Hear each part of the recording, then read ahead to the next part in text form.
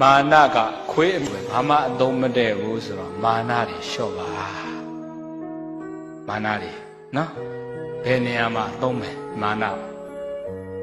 ဘယ်နေရာမှာမသုံးနဲ့အသုံးမတည့်ဘူးမာနခံရင်တရားမရဘူးမာနကြီးရင်ဂါရဝမရှိဘူးမာနကြီးတဲ့သူကအယုသေးပေးဖို့ဝင်လေးသွားပြီသူများကိုအယုသေးမပေးတော့မန်တက်နေတာလေမာနကြီးတဲ့သူကနိဝါဒနှိမ့်ချဖို့မလုပ်တော့နိဝါဒဆိုတာဂါရဝဆိုတာမင်္ဂလာတရားနိဝါဒဆိုတာလေမင်္ဂလာတရားမာနကြောင့်အဲ့ဒီမင်္ဂလာတရားတွေမရှိတော့ဘူးဆိုအမင်္ဂလာဖြစ်သွားတာပဲနော်ဒါကြောင့်လို့အနှစ်မရှိတဲ့စပနံကထောင်းသိပ်ဖြစ်တာအတိတရားတွေရှိသွားတယ်ပညာတွေတအားတတ်သွားတဲ့ပုံကိုယ်တွေကြတော့နှိမ့်ချသွားစပနံလိုပဲအနှစ်ရှိတဲ့စပနံကနှိမ့်ချသွားတာဟောမင်းကွန်တိပိကဆရာတော်ဘုရားကြီးရဲ့ပုံလေးတွေကြည့်လိုက်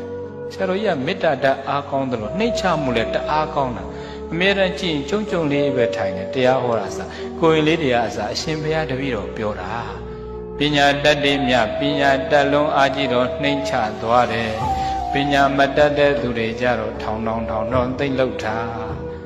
မလီ BSc တို့ MS တို့ PhD တို့ဘာဒီတို့ညာဒီတို့နော်ဩလောကလူသားတွေတတ်တဲ့လောကပညာကဟဲ့လေသူတို့ကလောကရက်တွေလောကတတ်ပညာတွေပဲသင်ပေးလိုက်တဲ့အခါကျတော့ရုပ်ပိုင်းဆိုင်ရာတွေပဲသင်ပေးတာစိတ်ပိုင်းဆိုင်ရာတွေသင်မပေးလိုက်တဲ့အခါကျပညာတတ်တွေကတတိမပါရင်ဉာဏ်မပါရင်ပညာတတ်တွေရုပ်မာပြီဆိုရင်လိုက်မမီတော့ဘူးနော်ပညာတတ်များသရတရားနဲသွားရင်ဖယားကိုလည်းမကြည်ညိုတရားကိုလည်းမကြည်ညိုတန်ဃာကိုလည်းမကြည်ညိုတော့ဘူးပညာလွန်ကဲတတ်တာနဲ့ဆင်းလဲကောက်ချစ်တယ်တဲ့ပညာအားကောင်းပြီးတော့ယုံကြည်မှုတရားနဲ့ရင်ကောက်ချစ်သွားတာညောအိုးဘုန်းကြီးကိုးကွယ်စရာမလိုပါဘူးဆိုတာရှိတာတချို့ကလေလူစရာမလိုဘူးဖယားကပြောတာစိတ်แท้ရှိရင်ပြီးတာပဲလို့ပြောတယ်အဲ့လိုနဲ့ဒါနတွေတည်းမလုပ်တော့ပညာတတ်တရားလေ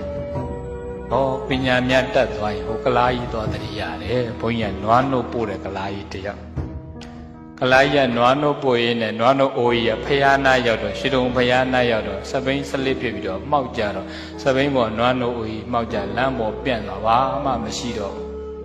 နွားနှုတ်အိုးကြီးမှောက်သွားတော့မှကလားကြီးကလက်ဦးလေးချီပြီးဖယားပဲလှည့်ပြီးတော့မှောက်သွားတဲ့နွားနှုတ်အိုးကြီးရွှေတုံဖယားကိုလှူပါတယ်ဗျာ